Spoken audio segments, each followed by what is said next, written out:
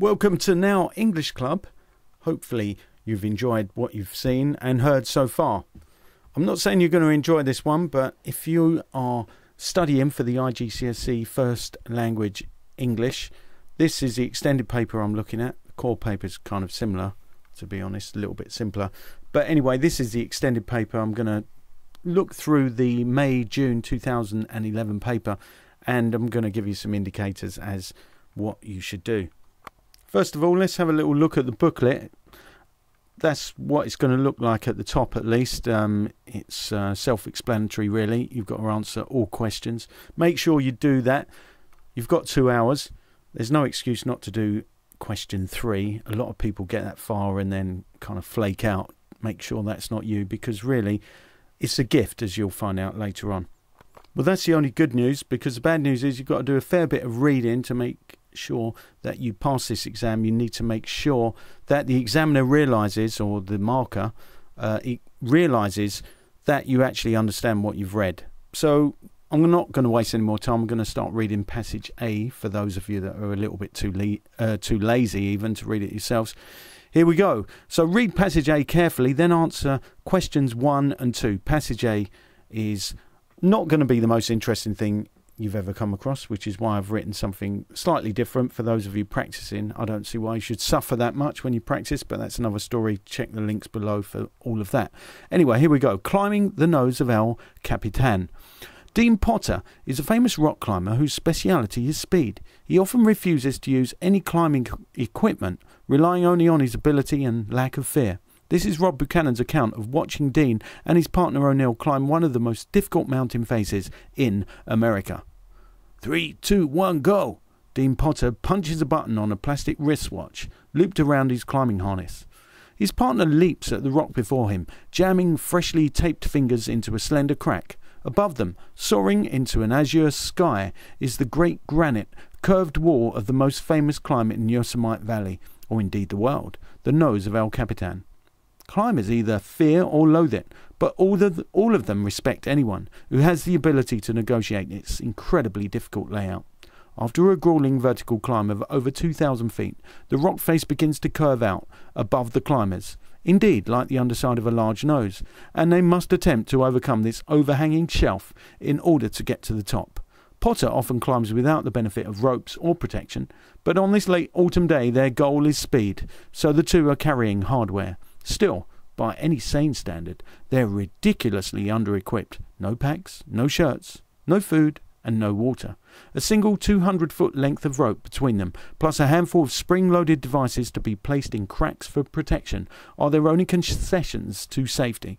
Even Potter's climbing harness is minimalistic, a homemade thing fashioned from 11 by 16-inch webbing and stitched together with dental floss. Potter doesn't wait for his partner to reach the safety of the permanent metal peg at the top of the first stage, but instead starts climbing straight away. This is a risky procedure, but it's the fastest way to climb. 5 minutes later, the two are already 200 feet up, and my neck is sore just from watching them.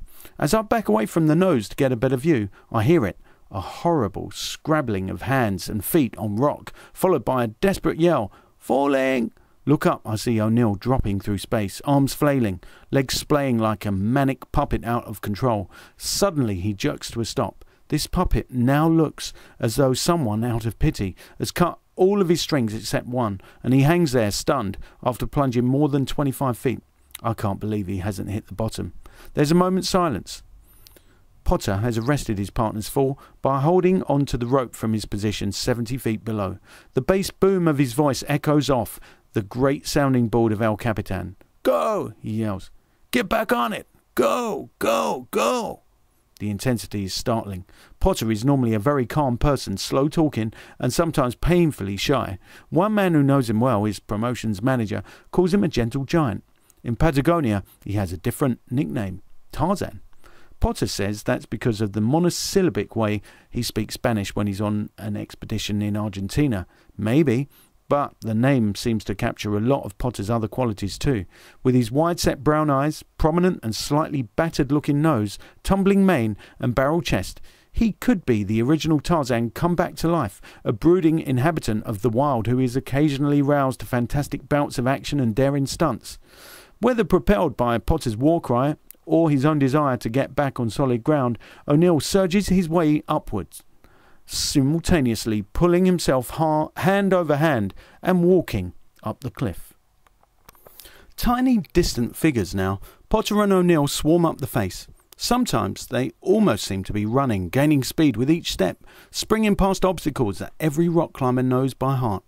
A little before noon they reach the final wall, rhythmically snapping their metal clips to the last string of metal pegs placed by Warren Harding on his laborious 45-day first ascent completed in 1958.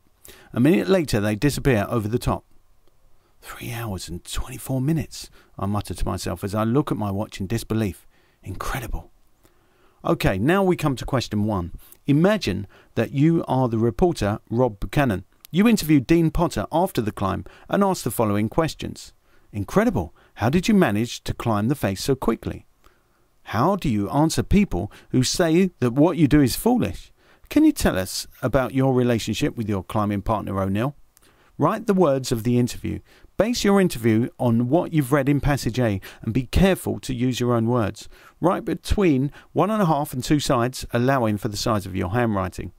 Up to 15 marks are available for the content of your answer and up to 5 marks for the quality of your writing. Well, the first thing to say here is be careful when they say imagine.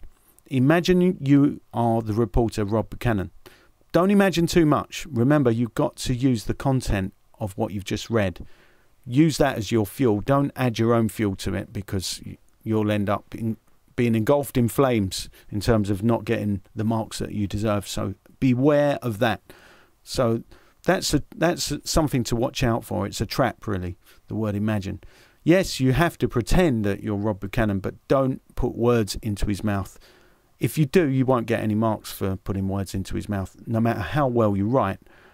Obviously, quality of writing, though, you will get marks for that, but you miss out on the content. So you really want to score 15 for content if at all possible. So that means digging out lines from the text, the original text, and then changing them, putting them into your own words. Before we start writing this thing, let's remind ourselves about the conventions of writing an interview, conversation or script. Well, the good news is you don't need speech marks when you're writing a script. It should look a bit like what you can see now. In this example, of course, you're not going to write these exact words. You've got Anna, colon, that's in red, and obviously you start the next word with a capital letter. Hello, comma, long time no see. And don't forget, you need to end it with a form of punctuation, whether that be a full stop, exclamation mark, question mark, even ellipsis, which is in the bottom one. You've got Cyril, where have you been, question mark, and Anna, colon, I've been travelling, ellipsis. I really don't like use of ellipsis, but you can get away with it, I think, probably a lot more when you're recording a conversation in a script-like format. So format is really important. You must, I've said it twice because it's that important, you must use the correct format, because otherwise you could end up with no marks whatsoever. You would lose out on content and probably lose out, well, you wouldn't necessarily lose out on content, but quality of writing, you get 0 for that if you go about it using the wrong format. So that's another thing to be really careful of. Do exactly what they ask you to do. Just to reiterate what I've already said to some extent, for question 1, the examiner is actually checking your understanding of what you've just read. So to get the highest marks possible, you really need to use the information that you've already read in the text. In this example, of course, you should realise that Dean Potter is a very brave person. So if in your script Dean Potter comes across as scared as a mouse, for instance, that's not really going to work. All that will prove is you haven't understood what you've read, and the chances are you won't get any marks or very little from going about it in that way. So the good news is, if you're not very imaginative, then you're not going to be penalised for that lack of imagination. But if you are imaginative, then please be very careful. So, as I said before, just beware of that trap. When they use the word imagine, it doesn't mean imagine in the way that a vivid imagination can take it to extremes. So just be very, very careful about that. Okay, what I'm going to do now is show you how to answer using the words from the text, changing them into your own words, and giving the examiner the kind of answer he wants as part of this directed writing. Okay, you take the information from passage A. So here's a quotation. Dean Potter is a famous rock climber whose speciality is speed. He often refuses to use any climbing equipment, relying only on his agility and lack of fear. So if you're going to put this in an interview format with Rob Buchanan, interview with Rob Buchanan by Dean Potter. I'm not sure that's phrased right, but there you go. Anyway, it's an interview. Rob Buchanan says, "Incredible, how did you manage to climb the face so quickly?" Dean Potter replies, don't forget the colon, "Well," should be a comma after that, "speed is my thing!" Exclamation mark. "I always want to climb in the fastest time possible. I don't want to be weighed down by equipment, so I take the very least I can. It risks a bit more than a bad sunburn, but the extra time I get is worth it. I need to stretch and warm up, as being agile is vital. I won't fall," and then obviously he's interrupted at this point. Rob Buchanan comes in. "Surely that is madness." Dean Potter says, "I don't think it's mad to want to be the best I can at rock climbing." So that's an example anyway that you can consider. Okay, just breaking that down a little bit more. As you can see, some of the text is in blue now, and I want you to look carefully at that text, because the nugget of information from passage A is speciality is speed. That is translated into what Dean Potter says. "Well, speed is my thing. I always want to climb in the fastest time possible." Obviously there's a word missing there, but you get the idea. Speciality is speed turns into "I want to climb in the fastest time possible." So that's a classic case of putting things into your own words. Okay, then have a look at the text that is now in purple.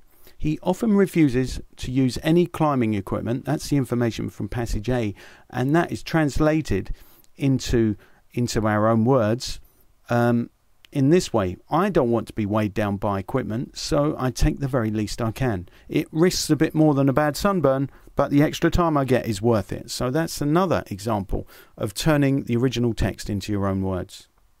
There is yet another example of taking the text from the original passage and turning it into our own words.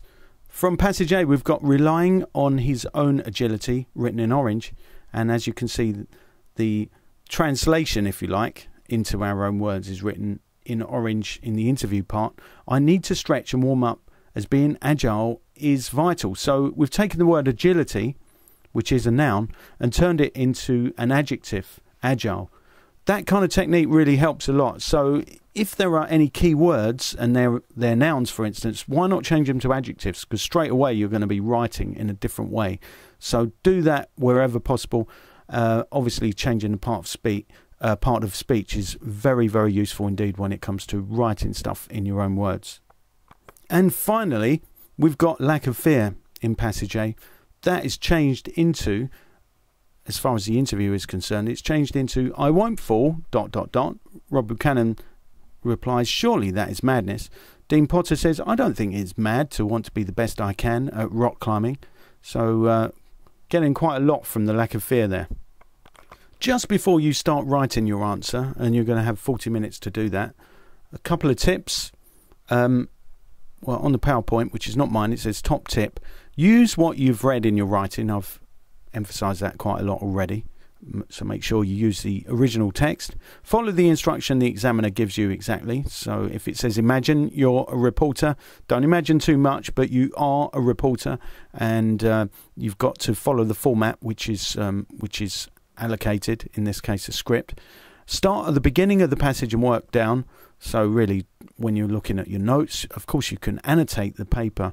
That's one of the reasons why a lot of people recommend that you bring highlighter pens into the exam room, and then you can mess around with the paper, highlighting the relevant bits of text that you're going to use, and write at least 1.5 to 2 sides of writing. So that's what we're looking at, and as I said, you're going to have about 40 minutes to do that. So what I'm suggesting you do now is hit the pause button, because in a moment I'm gonna say what the examiner is looking for, but why don't you just get on with it yourself now? And as I said, hit the pause button on this YouTube video, write for 40 minutes, and then afterwards release the pause button and see if you're more or less there in terms of what the examiner is looking for. Good luck.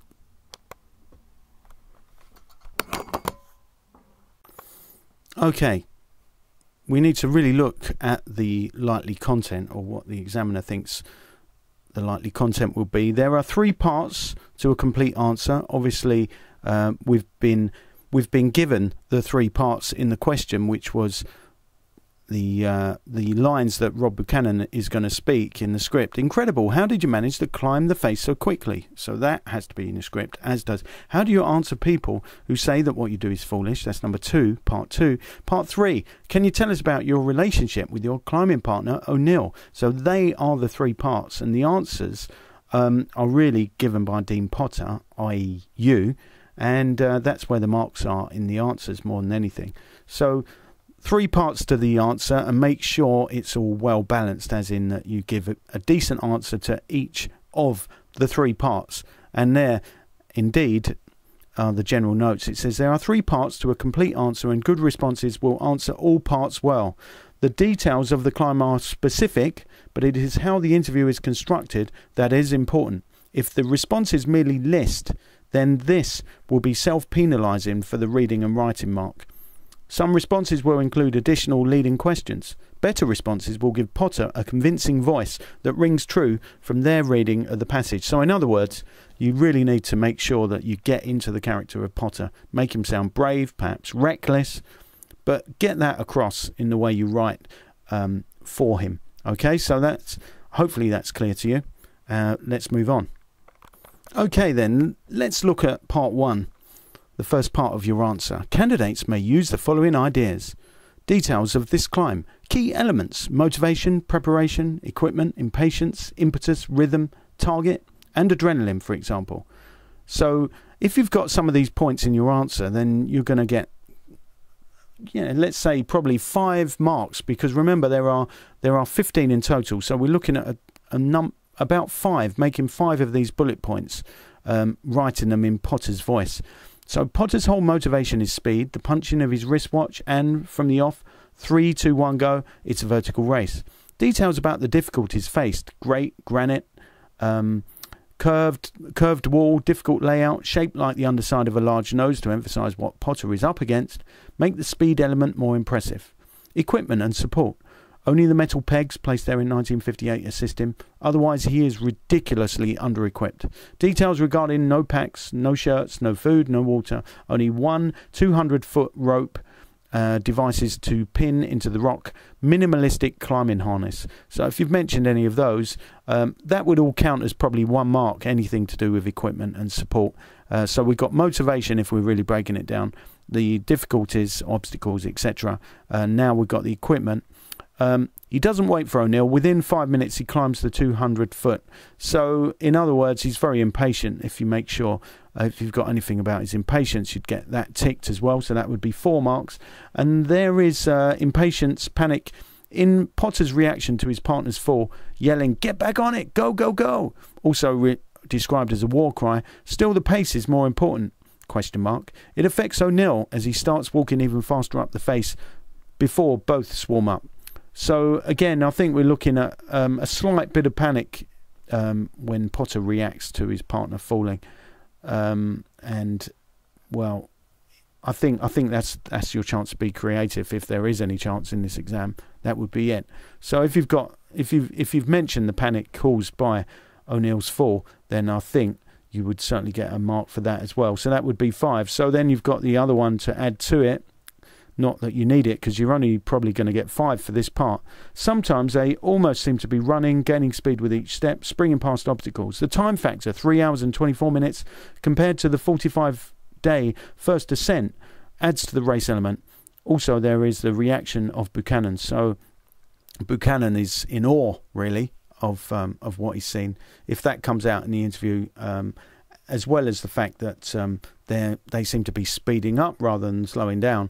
If you can get that across, the way they're so motivated to succeed, although we've had that in the beginning, well, you could get an extra mark for that. So yeah, you really got to get across the idea that their adrenaline is kicking in and they're kind of speeding up nearer the end. So make sure you get at least 5 of those points to get all the marks that you can for content. Okay then, at this point it begins to get interesting, because my maths tells me that we've had 6 bullet points so far, and ahead of us are 4 more for section 2 or B, and 4 more for section C. So that makes a grand total of 14 for content. So clearly we're going to have to look for extra marks for content. So perhaps you might even get 6 marks if the examiner's message to the markers is along these lines. Then the markers end up making it up as they go along to some extent, because what choice is there? Anyway, looking at the second section, Potter's character and reaction to some people's view that he's foolish, the key elements we're looking for here are experience, confidence, fitness, freedom, battle and contact with nature, unique experience, fearless, adrenaline, enjoyment, passion and daring. For example, so obviously when you look at the bullet points in bold at the top, there are obviously a lot more than 4, but anyway, the bullet points below are as following. He knows what he's doing, references to other difficult climbs, some with no climbing equipment at all. Many other climbers have taken on this particular climb, one as far back as 1958. 2, he's an athlete. Speed agility suggests rigorous training and perfectionism. 3, he likes the freedom, he likes the peace, he likes nature. He's unlike ordinary men or women. He enjoys the experiences of nature. He isn't harming anyone else. You can link that with solitude, the feeling of being alone, and he's like a Tarzan, king of his own domain. And finally, in this section, he seeks adrenaline rushes. He wants to break records and prove himself. Other people choose different hobbies for different reasons. He may be dismissive of those people. So that needs to come out in the interview. Obviously, you're speaking through Potter, so get those ideas across in what you say as far as Potter's concerned. Then, the final section, Potter and O'Neill's relationship. The key elements to mention here are high standards that they expect of each other, the concern for each other, the reactions to the fall. We've obviously explored that to some extent already. The trust and support between them, the friendship and respect they have for each other, the commitment to the sport, which is shared, of course, the shared experiences in other ways, teamwork and skills. All those things should be explored in your interview. Potter's attitude to his partner is the first bullet point. He needs a partner, but has high expectations of him. He's concerned and annoyed, or either or. It's up to you. There's a chance here to give details of his attitude towards O'Neill's fall, how the safety of them both could have been jeopardised, and obviously they had a speed record in mind, and perhaps Potter was more adamant that they break that record. And perhaps he could show a more human side to Potter. He has fears about his partner dying. That's backed up by the panic when he shouts at O'Neill to get back on the rock. Or was it because he was too worried about the speed record? So here is a chance for you to put your own interpretation on it, but don't go overboard. Develop ideas about their teamwork. One, putting in devices up ahead. The rope is the only link between them, and it's what they would use to save the other. So quite a few things for markers to look for in what you've come up for. Obviously, at this stage, I'd like you to mark your own work and see how close you've come to certainly getting those bullet points, those 14 bullet points. But obviously, if you feel the 14 bullet points aren't enough, and I'd go along with that because we're looking for 15 marks for content, then do look at the key elements. Make sure you've ticked off the key elements, because markers will be mainly looking at the key elements there to give you the chance of getting the full 15 marks for content. So that's really what you should be aiming at in this exam. This exam is one of those exams that really tests your technique more than anything. So make sure you get it right, and good luck. But before I go, just a little more to say on content. If we're really breaking it down, obviously a lot of markers are going to literally look for those bullet points and tick them off as they go. But you really need to prove, to get a band 1, you have to show a thorough understanding of the passage. So a good range of ideas which need to be modified, i.e. put into your own words. They need to be developed and integrated into the interview, and it should contribute to a strong sense of purpose and approach. So really your approach has got to be bang on. Responses should create a consistent attitude towards or for Potter and make some reference to his desire to challenge himself. So really just be consistent with Potter's voice. Band 2, 10 to 12 marks out of 15 for that. You need to be competent in the way you've read the passage. Some of the ideas and facts should be developed, but you may not be able to sustain or keep it going, those ideas that you found in the text. So you might have gone off at a tangent at some point. There may be some attempt to represent Potter's attitude and to integrate some of the material or put some of the original text into your version, and occasionally it is effective, and there may be some supporting detail, or there is certainly some supporting detail all the way through. So band 3 will prove that you've read it reasonably well. The answer may not reflect the range and detail of the original, so you kind of getting a bit rough around the edges there. There may be evidence of a mechanical use of the passage, so perhaps you're relying on the original too much. However, you will be focused on the task and you will make references to the original, but when you get the opportunity to develop from the original, you don't always take it. So their imagination can move you perhaps from band 3 to band 1, but just don't overdo the imagination. That's why I've been talking you out of it. So there is some supporting detail, but not consistently, and the ideas are very simple that you put across. So band 4, there is also some reference to the passage. We're only talking 4 to 6 marks here, and hopefully you're going to get a lot more than this. So you do make some reference to the passage, but just basic facts really, and you lose your focus, but you show a general understanding of the main points. Band 5, very general and little specific reference to the passage at all, and a reproduction of certain sections, so you're really copying insubstantial content. And band 6, well, you haven't really grasped what you need to do at all, so no relevance or irrelevant. The stuff you come up with is pretty irrelevant, so you get 0, but hopefully no one is going to do that. And let's not forget quality of writing. 5 points or 5 marks available for that. That involves structure and order, the style and language used in the extended tier. Band 1, if you're going to get 5 out of 5, the language of the interview has to be really convincing. You've got to show how enthusiastic Potter is. The ideas put across show a wide range of effective and interesting language, so you want to use every single trick in the book really, and it's all sequential, as in the right order. For band 2, which is 4 out of 5, your language is mostly fluent. There is some clarity, so very clearly explained. There is a sufficient range of vocabulary with some subtlety, and you do attempt to create character, and you try to get the appropriate voice, and it's mainly well sequenced, so in the right order mainly. For band 3, 3 out of 5, your language is clear and appropriate, but quite plain. You don't really get the character across. The individual points are not extended, so you don't go into a lot of details. Explanations are adequate though, and there may be flaws in the sequence, so you might not do it in the right order. For band 4, there might be some awkwardness of expression, so the language here too limited to express shades of meaning. There may be weakness in sequencing of material, so that's band 4. Band 5, problems of expression and sequence. Language is weak and underdeveloped. There is little attempt to explain ideas, and there may be frequent copying from the original, so if you do too much of that, you're talking about 1 out of 5.